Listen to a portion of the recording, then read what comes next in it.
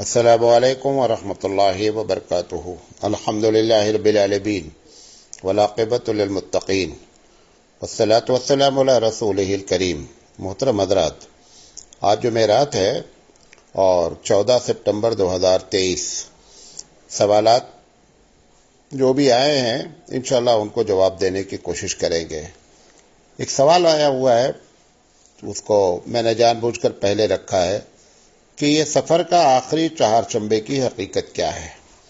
یہ سفر کا جو آخری چہارشنبہ ہے، یہ خیر یو پی وغیرہ میں تو اس کو بہت کم لوگ جانتے ہیں۔ یہ کرناٹک ہے، آندھرا ہے اور تمل ناڈو وغیرہ میں اس کا بڑا چرچا ہے۔ حالانکہ اس کے اوپر جو فتویٰ دیا گیا ہے کہ نبی کریم صلی اللہ علیہ وسلم کی طبیعت جب خراب ہوئی تو وہ آخری چہارشنبہ تھا، کیونکہ اس کے بعد ربیع الاول کا مہینہ ہے، ربیع الاول کے مہینے میں ہی آپ کی وفات ہوئی۔ تو آخری چہارشنبہ کی آپ کی طبیعت خراب ہوئی۔ جب یہودیوں کو معلوم ہوا کہ طبیعت زیادہ خراب ہو گئی ہے تو یہودیوں نے خوب خوشیاں منائی، اور ہم اتنے بڑے نادان ہیں کہ اتنی بات ہم کو سمجھ میں نہیں آتی کہ جو خوشیاں یہودیوں نے منائی ہے ہم وہ مسلمانوں کے اوپر تھوپ دی گئی، اور نادان مسلمان جو ہے وہ آخری چہارشنبہ کو پکنک مناتے ہیں اور بہت سی خرافات کرتے ہیں۔ ایک سوال آیا ہوا ہے کہ ایک سونے کی دکان والے ایک اسکیم چلاتے ہیں کہ اگر آپ 1000 روپیہ مہینہ دیتے رہیں اور 11 مہینے تک آپ دیں تو 12ویں مہینے ہم اپنی طرف سے 1000 روپیہ جمع کر دیں گے اور 12000 روپے کا آپ کو زیور یا سونا دے دیں گے۔ اس کی شرعی حیثیت کیا ہے؟ یہ قطعی جائز نہیں ہے، کیونکہ آپ نے 11 مہینے کا پیسہ جمع کیا اور 12 مہینے کا پیسہ لے رہے ہیں، شرعی لحاظ سے صحیح نہیں ہے۔ دوسرا سوال کیا گیا ہے کہ 12 مہینے تک دیں اور 12,000 کا سونا دیں گے، لیکن دکان والا یہ کہہ رہا ہے کہ اس کی بنوائی جو ہے وہ ہم نہیں لیں گے۔ یہ بھی صحیح نہیں ہے، کیونکہ پہلے دن ہی یہ بات شرط رکھی گئی ہے، لہذا یہ بھی صحیح نہیں، سود کے زمرے میں آتا ہے۔ پوچھا گیا ہے کہ ہم لوگ گاؤں کے رہنے والے ہیں اور ہمارے یہاں عموماً عورتیں ساری اور بلاؤز پہنتی ہیں، تو بلاؤز کی شرعی حیثیت کیا ہے؟ جس طریقے سے بلاؤز پہنا جا رہا ہے اس میں 3 پرابلم ہیں اور تینوں شرعاً حرام ہے، ناجائز واجائز نہیں ہے، حرام ہے ڈائریکٹ۔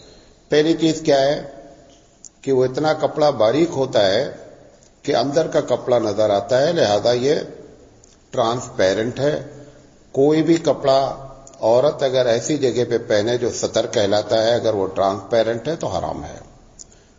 دوسری وجہ، اگر ستر پر کپڑا ٹائٹ ہے جس سے بدن کی ساخت نظر آتی ہے تو یہ دوسری وجہ ہے، یہ بھی حرام ہے۔ اور تیسری وجہ یہ ہے کہ اگر ستر اس کی وجہ سے کھلا ہوا ہے، جیسے کہ ہاتھ پورا کھلا رہتا ہے، پیٹ کا حصہ کھلا رہتا ہے، تو اگر ایسا بلاؤز پہنا جا رہا ہے تو یہ قطعاً جائز نہیں ہے، حرام ہے۔ پوچھا گیا جو لوگ علماء کے بارے میں مطلقاً یہ بات کہتے ہیں اور ہر غلط بات کا الزام انہی کے سر ڈالتے ہیں تو ان کا خاتمہ کیا ایمان پر نہیں ہوتا ہے؟ یہ کوئی قرآن حدیث نہیں ہے، لیکن یہ لوگوں کا اپنا مشاہدہ ہے۔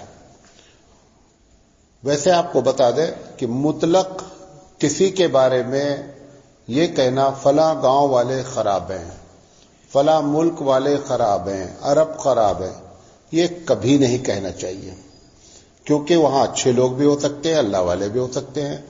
اگر آپ کو کسی سے تکلیف ہے تو آپ ذاتی طور پر کہیں کہ فلاں آدمی خراب ہے، لیکن یہ مطلق کہہ دینا نہیں فلاں گاؤں والے، فلاں شہر والے، یہ شرعی لحاظ سے ایک دم جائز نہیں ہے۔ پوچھا گیا ایک صاحب کہہ رہے تھے کہ دنیا میں جن لوگوں نے انقلاب برپا کیا ہے یا دین کا کام کیا ہے وہ سب غیر عالم تھے، جیسے ڈاکٹر اسرار صاحب، ڈاکٹر ذاکر نائک۔ یہ بات ایک دم غلط ہے۔ دارالعلوم دیوبند نے دنیا کا سب سے بڑا انقلاب برپا کیا، جس میں کوئی بھی غیر عالم نہیں ہے، سب عالم ہیں۔ تو آپ کو وہ نظر آئے ہیں جو غیر عالم ہیں اور جو اتنا بڑا انقلاب برپا کیا جس نے پورے بھارت میں مدارس کا جال بچھا دیا اور شرک اور بدعت سے ہزاروں نہیں کروڑوں لوگوں کو جو ہے وہ نجات دلائی. یہ انقلاب دنیا کا سب سے بڑا انقلاب ہے. اس میں کسی بھی غیر عالم کا ہاتھ نہیں ہے, سب علماء کا ہاتھ ہے. یہ الگ بات ہے کہ بہت سے غیر عالموں نے بھی کام کیا ہے, لیکن یہ کہنا ہے کہ سب غیر عالم ایک دم غلط بات ہے. پوچھا گیا ہے کہ لوگ کہتے ہیں کہ دین آسان ہے اور دیکھنے میں بہت مشکل لگتا ہے, تو یہ دین آسان کا مطلب کیا ہے؟ یہ تو پوری تقریر ہے. چند باتیں, دو ایک باتیں آپ کو بتا دیتا ہوں. مثال کے طور پر نماز فرض ہے. دین اگر مشکل ہوتا تو کسی قسم کی چھوٹ نماز میں نہیں ہوتی. مثلا یہ کہ اگر آپ کھڑے ہو کے نہیں پڑھ سکتے, بیٹھ کے پڑھ لیجئے. بیٹھ کے نہیں پڑھ سکتے تو اشارے سے پڑھ لیجئے. اگر آپ بیمار ہیں, بے ہوش ہو گئے ہیں 2-3 دن, تو نماز معاف ہو جاتی ہے. اسی طریقے سے حج ہے. یہ نہیں کہا گیا کہ سب کے اوپر حج فرض ہے. من استطاع الیہ سبیلا کی قید لگائی گئی. جو حج پہ جا سکتا ہے, حج کا خرچہ برداشت کر سکتا ہے. اسی طریقے سے کسی جرم میں کفارے کی بات کہی. پورے قرآن کریم میں جتنے بھی کفارے بیان کیے, قسم کا کفارہ, زہار کا کفارہ, ہیلا, جتنے بھی کفارے ہیں, ہر کفارے میں اختیار دیا گیا ہے کہ آپ یہ کر لیجئے, یہ نہیں ہو سکتا تو یہ کر لیجئے, یہ نہیں ہو سکتا تو یہ کر لیجئے. اسی طریقے سے جب آدمی اضطراری حالت پہ آ جاتا ہے تو حرام کو بھی حلال کا فتویٰ دے دیا جاتا ہے. جیسے کہ ایک آدمی کے پاس کوئی کھانا نہیں ہے, صرف اور صرف اس کے پاس خنزیر کا گوشت موجود ہے, تو کہہ دیا گیا کہ اتنا کھا لیجئے جس سے کہ تمہاری موت واقع نہ ہو. تو یہ اگر دین آسان نہیں ہوتا تو کہہ دیا جاتا مر جاؤ لیکن کھاؤ نہیں.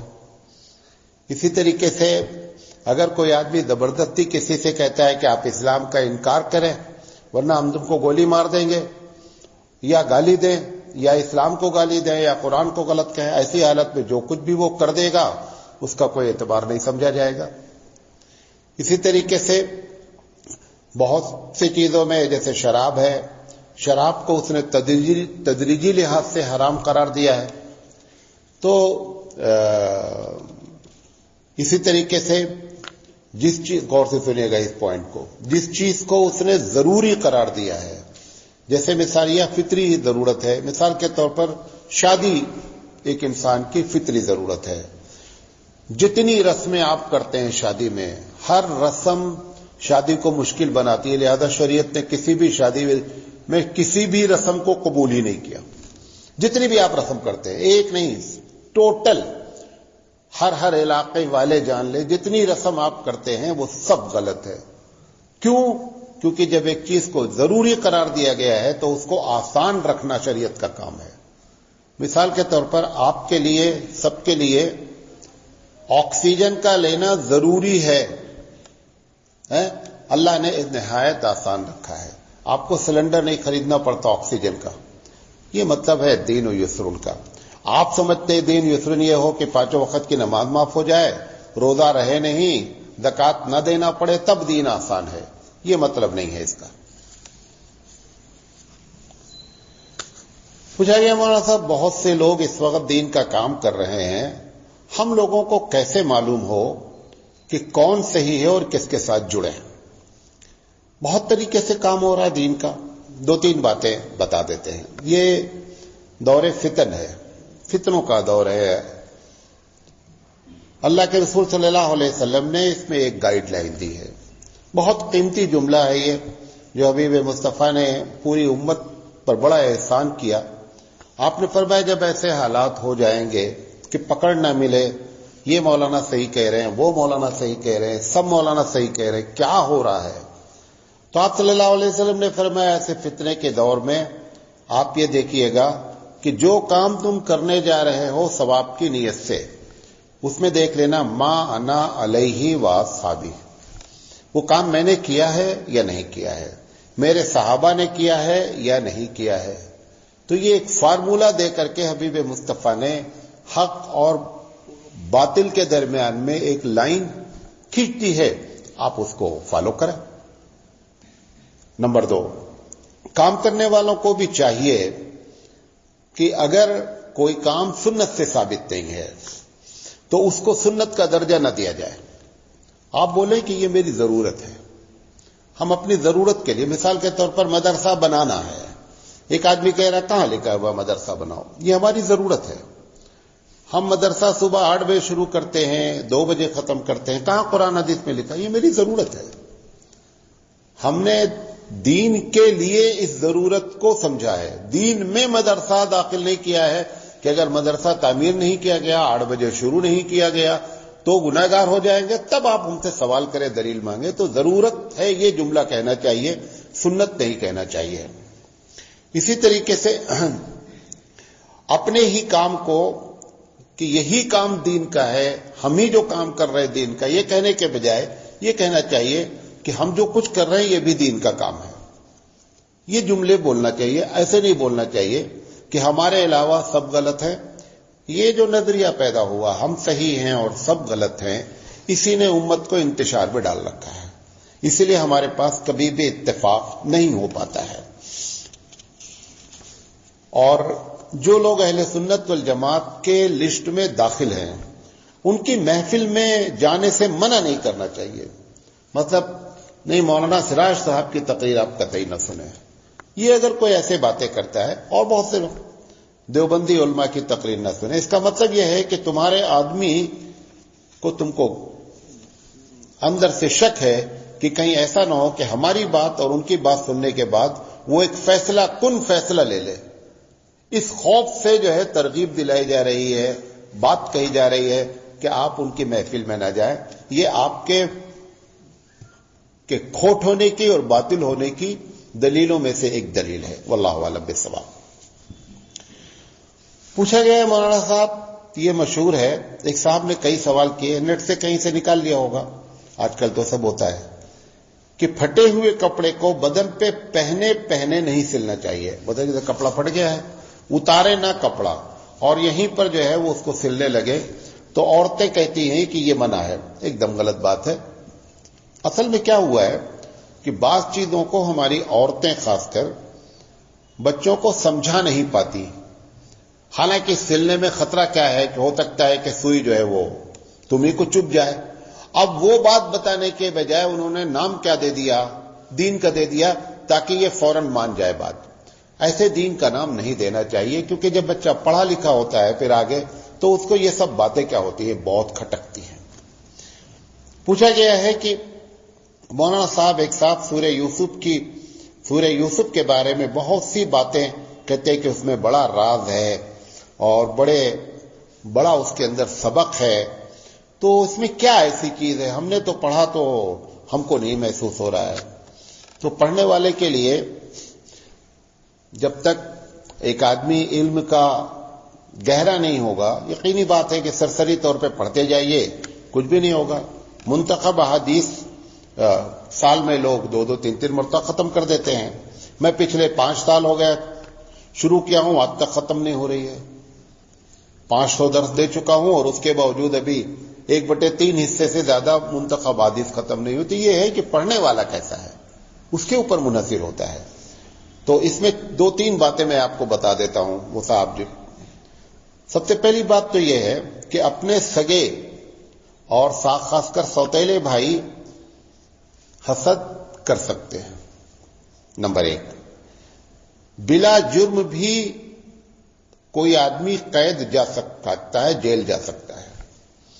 شریف آدمی پر بھی تہمت لگائی جا سکتی نہیں، لگاتے ہیں لوگ. ہر مشکل پر صبر کرنے والے کے لیے رب ذوالجلال راستہ کھولتا ہے. عورت کی تنہائی سب کے لیے مضر ہے. کہیں بھی عورت اکیلے ہو، آپ مولانا ہیں، فلاں ہیں، پیسے اور عورت کے معاملے میں کوئی بزرگ ہوتا ہی نہیں ہے. اس کو نوٹ کر لیں. جب تک کہ آپ کو اس آدمی سے ذاتی طور پر تجربہ نہ ہو جائے. داڑھی اور یہ کرتے کوئی بریک نہیں ہے کہ نہیں وہ مولانا صاحب ٹیوشن پڑھا رہے ہیں، بچی جوان ہے، نہیں وہ تو بہت بڑے مولانا ہیں. بہت بڑی غلطی آپ کر رہے ہیں. لہذا یہ صورت پہ چند بہت باتیں ہیں اس میں. ابوالکلام آزاد نے پوری جلد لکھ ڈالی ہے سورہ یوسف کے اوپر. تو بہرحال یہ چند باتیں تھیں، واللہ اعلم۔ پوچھا گیا کیا کسی شیعہ کی نماز جنازہ پڑھنے سے نکاح ٹوٹ جاتا ہے؟ نکاح نہیں ٹوٹتا ہے۔ پوچھا گیا روح اللہ کی صفت ہے یا اس کی مخلوق ہے؟ اہل سنت والجماعت کا کیا عقیدہ ہے؟ یہ میرے علم میں اس کے پہلے نہیں تھا، اور میں یہ سمجھتا تھا کہ روح جو ہے وہ اللہ کی صفت ہے، لیکن میں نے اس پہ جو ہے وہ مفتی صاحب نے ہمارے توجہ دلائی، تو اس پر پھر مطالعہ کیا گیا، تو اہل سنت والجماعت کا عقیدہ ہے کہ روح مخلوق ہے۔ روح کیا ہے؟ مخلوق ہے، اللہ کی صفت نہیں ہے۔ تو اگر اس سے پہلے ہم نے جو کچھ بھی کبھی کہا ہے تو وہ ہماری بات کو غلط جانا جائے، اور یہ بات صحیح ہے۔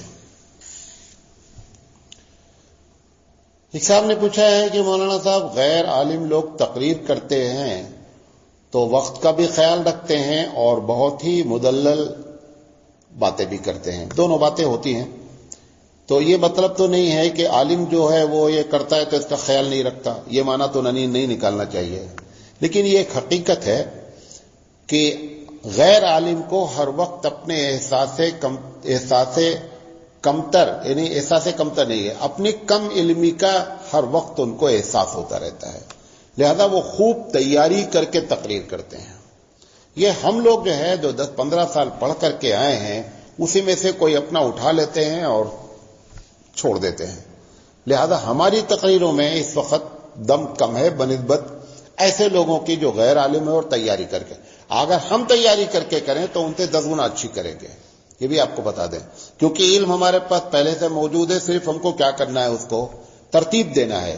ان کو علم بھی حاصل کرنا ہے اور ترتیب بھی دینا ہے، لہذا ہم تیاری نہیں کر رہے ہیں، جس کی وجہ سے ایسا محسوس ہو رہا ہے۔ ایک ویڈیو چلتی ہے بہت زیادہ کہ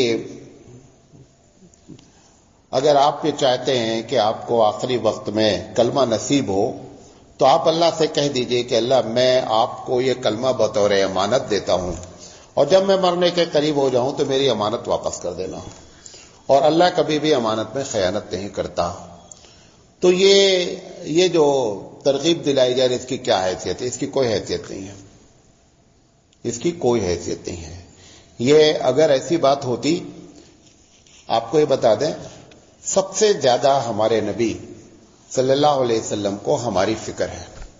ہم کو یہ آسان سا نسخہ بتا دیتے کہ دیکھو بھائی، کلمہ آخری وقت میں نصیب ہو سکتا ہے، تم لوگ اپنا اپنا کلمہ اللہ کے پاس امانت رکھ دو، اور جب مرنے لگو گے تو تم کو خود بخود واپس ہو جائے گا اور معاملہ حل ہو جائے گا۔ لہذا یہ جو لوگ کہہ رہے ہیں، اس کا شرعی لحاظ سے اس کی کوئی حیثیت نہیں ہے۔ پوچھا گیا کہ میں جم کھولنا چاہتا ہوں جس میں مرد اور عورت دونوں کو میں جم سکھانا چاہتا ہوں، اس کی شرعی حیثیت کیا ہے؟ ایک دم ناجائز ہے۔ جم کا لباس ایسا ہوتا ہے، پھر عورت کو سکھانا، یہ تو ایسا ہے گویا کہ پیٹرول کو اور آگ کو ایک ساتھ رکھ دیا جائے اور پھر کہا جائے کہ دیکھیں آگ کیسے لگتی ہے۔ یہ طریقہ حفاظت کا نہیں ہے، ایک دم غلط ہے۔ اگر آپ جم کسی کو سکھانا چاہتے ہیں تو مرد مرد کو سکھائے، عورت عورت کو سکھائے۔ ایک صاحب نے پوچھا ہے کہ میں اپنے گھر میں اللہ یا محمد لکھ کر کے تغرے کے طور پہ رکھنا چاہتا ہوں، تو کیا یہ شرک ہے؟ نہیں، اگر یہ رکھا جاتا ہے کہ محمد صلی اللہ علیہ وسلم کا نام یا محمد لکھ کر کہ محمد صلی اللہ علیہ وسلم ہر جگہ موجود ہیں، اس لیے ہم وہ تغرہ لگا رہے ہیں، تو یہ ہمارے اہل سنت والجماعت کے نزدیک قطعی جائز نہیں ہے۔ اور رہا یہ اللہ کا نام، کہیں بھی تغرہ لگایا جا سکتا ہے، کوئی مسئلہ نہیں ہے۔ محمد صلی اللہ علیہ وسلم کا بھی نام لکھ کر لگایا جا سکتا ہے اگر یہ عقیدہ نہیں ہے تو۔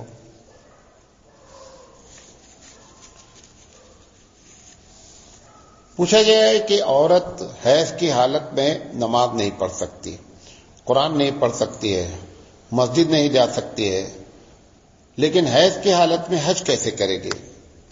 جب حج میں احرام باندھا جاتا ہے تو اس عورت کا پاک ہونا ضروری نہیں ہوتا ہے، سارے ارکان کرے گی، عرفہ میں ٹھہر سکتی ہے، مزدلفہ میں ٹھہر سکتی ہے، منا میں ٹھہر سکتی ہے، ناپاکی کی حالت میں۔ صرف ایک ہی کام وہ نہیں کر سکتی، وہ ہے طواف زیارہ۔ بیت اللہ میں داخل نہیں ہو سکتی، وہ انتظار کرے گی جب وہ پاک ہو جائے گی طواف زیارت کر لے گی، اس طرح سے حج کر لے گی۔ وہ پوچھا گیا ہے کہ مجھے مسجد کے چندے کی پیٹی میں سے پیسے ملے اور میں نے استعمال کر لیا، اور نیت یہ ہے کہ جب میرے پاس ہوگا تو رکھ دوں گا، کیا میرا ایسا کرنا گناہ کا باعث ہوگا؟ امانت میں خیانت ہے۔ ایک آدمی نے پیسہ جب ڈالا مسجد کی پیٹی میں تو اس کی نیت کیا ہے کہ میں نے وقف للہ کر دیا۔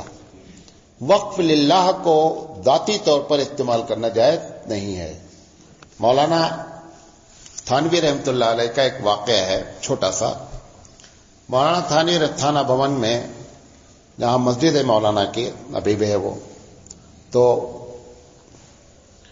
مولانا وضو کرنے کے لیے آئے، اس کے پہلے استنجا چلے گئے، تو ایک صاحب ان سے جو عقیدت مند رہے ہوں گے تو اس وقت لوٹے میں پانی بھر کے وضو ہوتا تھا، تو انہوں نے لوٹا لیا، پانی بھر دیا، اور پانی بھرنے کے بعد مولانا کے مسواک اس کے اندر ڈال دیے کہ مسواک اتنی دیر میں کیا ہو جائے، نرم ہو جائے۔ مولانا جب استنجا سے فارغ ہوئے تو مولانا اپنی مسواک تلاشنے لگے، تو انہوں نے مطلب کہ ہم نے بڑا کام کیا ہے، یہ لوٹے میں پانی رکھ دیا، آپ کی یہ مسواک ہے۔ مولانا بہت ناراض ہوئے۔ مولانا علیہ الرحمٰن نے فرمایا کہ یہ لوٹا وقف للہ تھا، آپ نے اتنی دیر کے لیے اس کو وقف للاشرف کر دیا، یہ جائز نہیں ہے۔ کوئی بھی آدمی لوٹا اٹھانا چاہتا اس درمیان میں تو اس سے وضو نہیں کر سکتا تھا۔ کیوں نہیں کر سکتا تھا؟ کیونکہ اسے معلوم تھا یہ مولانا تھانوی کی مسواک ہے، یہ وضو کریں گے، لہذا یہ آپ نے جو کیا یہ قطعی جائز نہیں ہے، یہ وقف للتھانوی ہو گیا۔ بات سمجھ میں آئی؟ لہذا مسجد کے جیسے مسجد میں پیسہ آتا ہے اور کمیٹی والے ہوتے ہیں، ایک آدمی سے پیسہ رکھتے ہیں جن کے پاس، وہ اگر اپنے طور پر وہ پیسے کو استعمال کرتے رہیں تو قطعی جائز نہیں ہے۔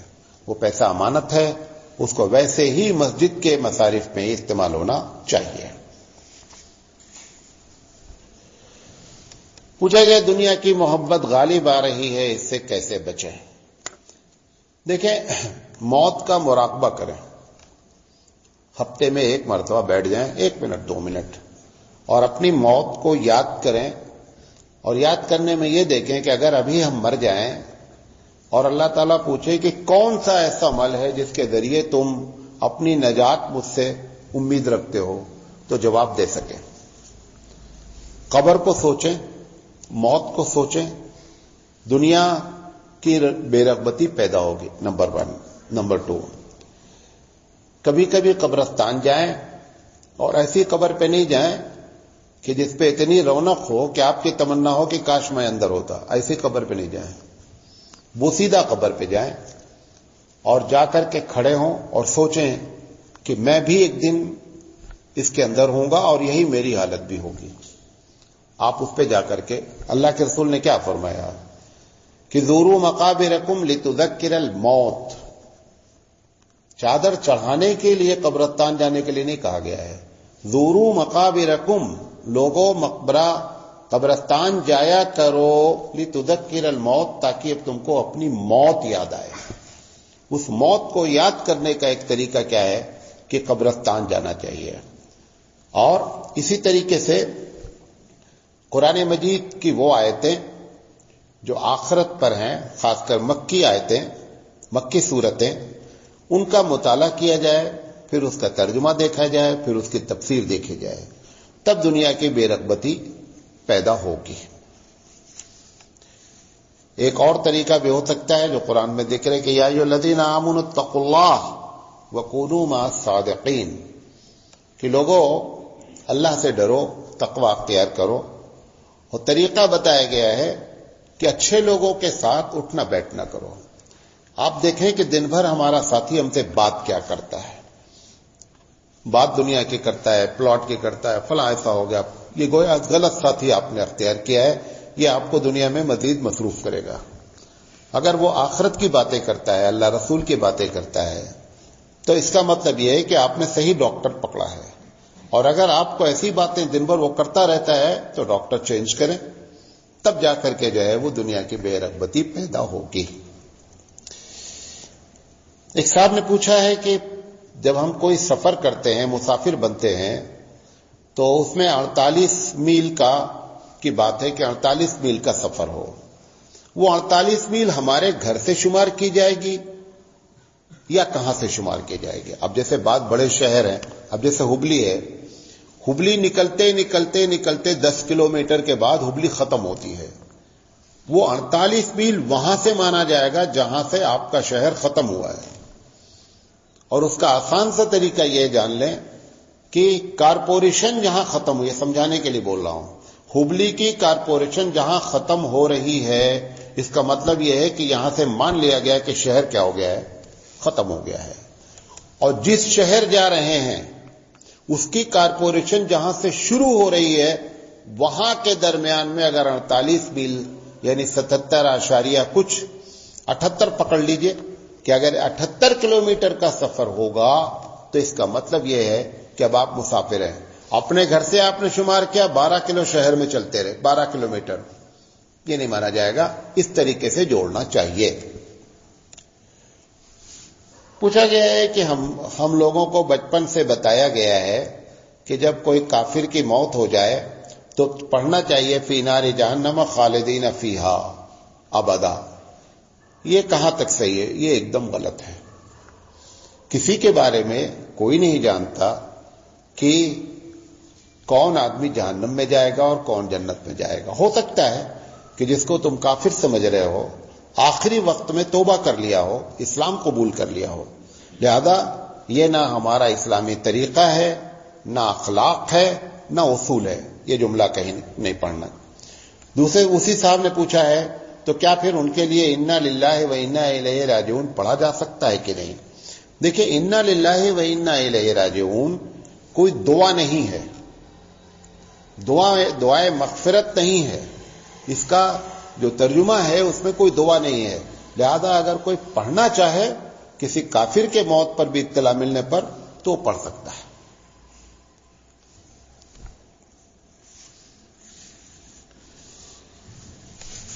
پوچھا گیا ہے کہ ایک بہت مشہور واقعہ ہے کہ حضرت عمر رضی اللہ تعالیٰ عنہ کے زمانے میں گورنر نے حضرت عمر کو خط لکھا کہ نیل جو ندی ہے اس کے بارے میں مشہور ہے کہ ہر سال ایک کنواری لڑکی کی بلی چاہتی ہے. اگر بل نہیں دی جائے گی تو ندی سوکھ جائے گی. تو کیا کیا جائے؟ تو گورنر کو حضرت عمر رضی اللہ تعالیٰ عنہ نے خط لکھا، نیل کے نام لکھا خط. اور خط لکھنے کے بعد اس میں یہ لکھا کہ اگر تو اللہ کے حکم سے چلتی ہے تو چل، اور اگر تو ذاتی طور پر چلتی ہے تو مجھے تیری کوئی ضرورت نہیں ہے. اور وہ خط لا کر کے ڈال دیا گیا نیل ندی میں، اور نیل ندی اس کے بعد سے آج تک نہیں سوکھی. اس واقعے کی کیا حقیقت ہے؟ یہ بہت مشہور واقعہ ہے. اس کو بہت سے ہمارے جید قسم کے علماء نے نقل کیا ہے، لیکن یہ واقعہ کسی حدیث کی کتاب میں نہیں ہے. اس واقعے میں کچھ لوگوں نے، اس میں ایک راوی ہے جو لہیہ ان کا نام ہے، ان کے بارے میں ہے کہ وہ بہت مجہول ہیں اور وہ اس قسم کی باتیں کرتے ہیں. لہذا کچھ لوگوں نے اس واقعے کو مستند نہیں مانا ہے. لیکن اگر کوئی آدمی تقریر میں اس کو کہہ دیتا ہے تو کوئی ایسا بڑا بھی نہیں معاملہ ہے کہ بہت بڑا گناہ کر دیا ہے، چونکہ یہ غیر عقلی اور غیر فطری بات ہے. لہذا غیر عقلی اور غیر فطری بات میں بہت زیادہ مستند باتیں چاہیے. تو جو شک کیا گیا ہے وہ صحیح ہے کہ راوی اس کے مجہول ہیں، لیکن دل یہ کہتا ہے، اتنے بڑے بڑے لوگوں نے اس کو نقل کیا ہے کہ یہ واقعہ صحیح ہوگا. واللہ اعلم بالصواب. کہا گیا ہے کہ عورتیں، یہ وہ 5-6 سوال تھے، ایک ادھر آ گیا تھا ایک ادھر آ گیا ہے، کہ کہتی ہیں کہ اگر ٹوٹی ہوئی کنگھی سے بال کو سیدھا کیا جائے تو گھر میں غربت آتی ہے. اس کی کیا حقیقت ہے؟ یہ بکواس ہے، اس کی کوئی حقیقت نہیں ہے، جھوٹ ہے. پھر پوچھا گیا ہے 4-5 لگاتار انہی کے سوالات ہیں کہ اگر پائجامے کو بائیں پیر میں پہلے ڈالا جائے اور دائیں پیر کو بعد میں ڈالا جائے تو اس سے گھر میں فقر و فاقہ ہوتا ہے. یہ بھی ایک دم غلط ہے. یہ الگ بات ہے کہ سنت طریقہ یہ ہے کہ دائیں پیر کو پہلے ڈالا جائے اور بائیں پیر کو بعد میں ڈالا جائے. اسی طریقے سے یہ بھی مشہور ہے کہ پائجامے کو ہمیشہ بیٹھ کر پہننا چاہیے. یہ بھی کوئی ہمارے پاس مستند حدیث نہیں ہے. یہ ایک الگ بات ہے کہ بیٹھ کر پہننے سے سطر کا خیال زیادہ رہتا ہے، اس بنیاد پر کہا گیا ہے. لیکن ایسی کوئی حدیث موجود نہیں ہے کہ پائجامہ بیٹھ کر پہننا چاہیے. جو لوگ پہن رہے ہیں پہنے، میں منع نہیں کر رہا ہوں، لیکن یہ نہیں سمجھے کہ یہ سنت طریقہ ہے. انہی کا سوال یہ بھی ہے کہ دانت سے ڈائریکٹ روٹی کاٹ کر کھانا غربت کی علامت ہے. جیسے سینڈوچ ہے، آپ کاٹ کے کھا رہے ہیں. یا بعض لوگ کیلے کو کیا کرتے ہیں، پہلے توڑ لیتے ہیں پھر منہ میں ڈالتے ہیں، اور وہ یہ سمجھتے ہیں کہ یہ ہم ڈائریکٹ کیلے کو نہیں کھا سکتے. یہ دونوں باتیں غلط ہیں. یہ کہ دانت سے کاٹ کے نہیں. اچھا، جو گوشت کھاتے ہیں وہ کیسے کاٹتے ہیں؟ بھئی گوشت کی جو ہڈی ہے یا نلی ہے، اس کو جب آپ کاٹتے تو دانت سے کاٹتے کہ نہیں کاٹتے ہیں؟ تو دانت سے جیسے وہ کاٹا جا سکتا ہے، روٹی بھی کاٹی جا سکتی ہے، سینڈوچ بھی کاٹی جا سکتی ہے. یا بریڈ آدمی کھا رہا ہے تو بریڈ کو اس نے چائے میں ڈبویا، دانت سے کاٹ کے کھا لیا. تو بہرحال یہ سمجھنا کہ اس سے غربت آتی ہے، اس کی کوئی حقیقت نہیں ہے. اسی طریقے سے صاحبہ نے پوچھا ہے کہ عورتوں میں یہ بات مشہور ہے کہ کھڑے کھڑے ہو کر کے بال نہیں باندھنا چاہیے. یعنی بال کنگھا جو ہے، عورتیں جب کنگھا کریں یا بال اپنا گوندھیں تو بیٹھ کر گوندنا چاہیے، کھڑے ہو کر نہیں گوندنا چاہیے. اس کی بھی کوئی حقیقت نہیں ہے. پوچھا گیا اصلاح معاشرہ میں عورتوں نے کیا کردار ادا کیا اور کیا کر سکتی ہیں. دیکھیں یہ ویسے سوالات، یہ کسی طالب علم، یہ پوری تقریر ہے بھائی. یہاں پر آدھا منٹ 1 منٹ میں جواب دینا ہے. یہ پوری تقریر ہے، سمجھے، کہ عورتیں اصلاح کیسے کریں، کیا کیا، تو پوری لمبی لسٹ ہے. بہرحال جس عورت کو اصلاح کرنے کا شوق ہے، کرنا بھی چاہیے. تو میں نے کل ایک بات کہی تھی کہ تمہاری باتیں سنتے کم ہیں، پڑھتے زیادہ، دیکھتے زیادہ ہیں. سنتے کم ہیں، دیکھتے زیادہ ہیں. مطلب کیا ہے کہ آپ جو کہہ رہی ہیں وہی کام خود عمل کرنا شروع کر دیجئے. میں اپنی ایک مثال بتاتا ہوں. ہم گاؤں میں جاتے ہیں، بڑے بڑے فنکشن ہوتے ہیں، بہت کام ہوتا ہے.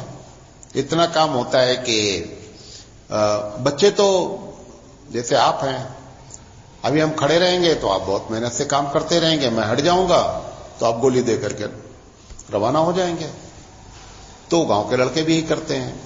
تو ان کو کرنے کو، کام ختم کرانے کے لیے، اب جیسے کرسی لگانی ہے، 2000 کرسی لگانی ہے، تو ہم کسی سے کہتے نہیں ہیں، خود کرسی لگانا شروع کر دیتے ہیں. جب کرسی لگانا شروع کر دیتے ہیں تو 20-25 لڑکے آتے ہیں اور کرسی لگ جاتی ہے. تو اگر آپ کو کوئی کام کروانا ہے، خاص کر جو جس آدمی کو اصلاح کرنا ہے، وہ خود وہ کام کرنا کیا کر دے، شروع کر دے، وہ کام ہو جائے گا. ہماری عادت ہے تقریر کرنا، سمجھانا، موبائل بچوں نہیں استعمال کرو، اور خود موبائل استعمال کرنا. تو یہ کچھ نہیں ہوتا ہے. بچے جو ہے وہ دیکھتے ہیں، سنتے نہیں ہیں. جو آپ کو دیکھیں گے کرتے ہوئے وہ کام کریں گے.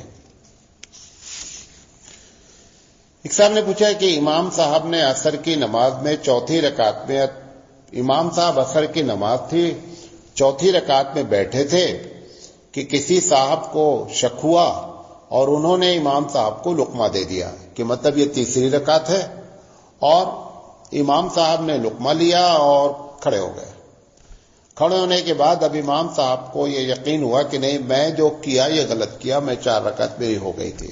اب گویا کہ ان کی سمجھ سے 5ویں رکعت میں وہ کھڑے ہو گئے، اور کھڑے ہونے کے بعد پھر انہوں نے کیا کر لیا، چھٹی نہیں پڑھی، 5ویں رکعت پہ بیٹھ کر کے سجدہ سہو کر لیا.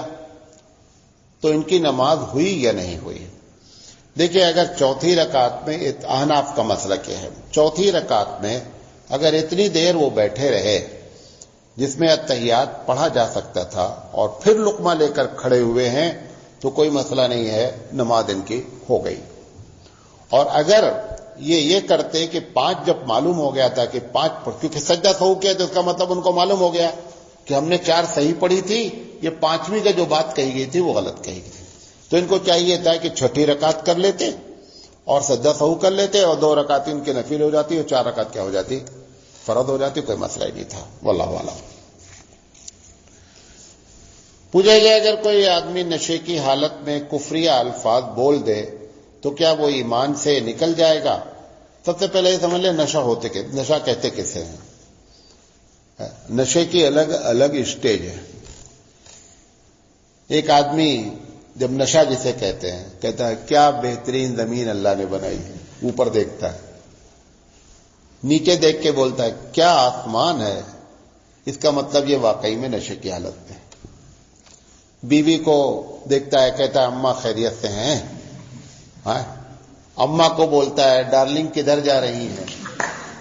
اگر ایسی باتیں کرنے لگے تو اس کا مطلب واقعی میں یہ نشے کی حالت میں ہے، اس کا نشہ معتبر ہے.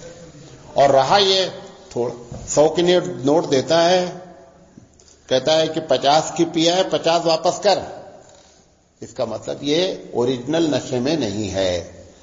اگر واقعی میں نشے میں ہے تو اس کی جو بھی بات اس نے کفریہ الفاظ کہے ہیں وہ معاف ہے، اس کے اوپر کفر کا فتویٰ نہیں لگایا جائے گا. یہ ایک الگ بات ہے، شراب پینا حرام ہے، اس کا یہ مطلب نہیں سمجھا جائے کہ تھوڑا اگر نشہ ہے تو چلتا ہے اور زیادہ اگر نشہ ہے تو نہیں چلتا ہے. ناپاک چیز تھوڑی اور زیادہ میں کوئی فرق نہیں پڑتا ہے. ایک آدمی ایک بوتل پانی میں ایک قطرہ پیشاب کا ڈال دے تو کہا یہ جائے گا کہ پوری بوتل ناپاک ہے. یہ نہیں کہے گا مفتی صاحب کہ بوتل پاک ہے اور ایک قطرہ ناپاک ہے، یہ فتویٰ نہیں دیا جائے گا. فتویٰ دیا جائے گا پوری بوتل ناپاک ہے. اسی طرح آخری سوال یہ ہے کہ شراب پی کر جس کو نشہ نہ چڑھا ہو وہ وضو کر کے نماز پڑھ سکتا ہے یا نہیں؟ قرآن مجید نے جو کہا ہے وہاں پہ یہ نہیں کہا ہے کہ شراب پی کر نماز نہیں پڑھو، وہاں کہا ہے کہ وانتم سکارا، اس حال میں کہ تم نشے میں ہو. اگر ایسی حالت ہے کہ نارمل ہے جیسا میں نے بتایا کہ پیا ہے لیکن چڑھی نہیں ہے، تو اگر ایسی شکل میں وہ نماز پڑھ رہا ہے تو نماز پڑھ سکتا ہے. اور یہ دماغ میں باتیں آنی چاہیے کہ شراب پینے سے وضو ٹوٹ جاتا ہے. مسئلہ یہ ہے کہ شراب پینے سے وضو نہیں ٹوٹتا ہے، لیکن ان باتوں کو عام نہیں ہونا چاہیے اور اس کو ہلکے میں نہیں لینا چاہیے. یہ باتیں آپ کے ساتھ رکھنا چاہتے تھے. وآخر دعوانا ان الحمد للہ رب العالمین.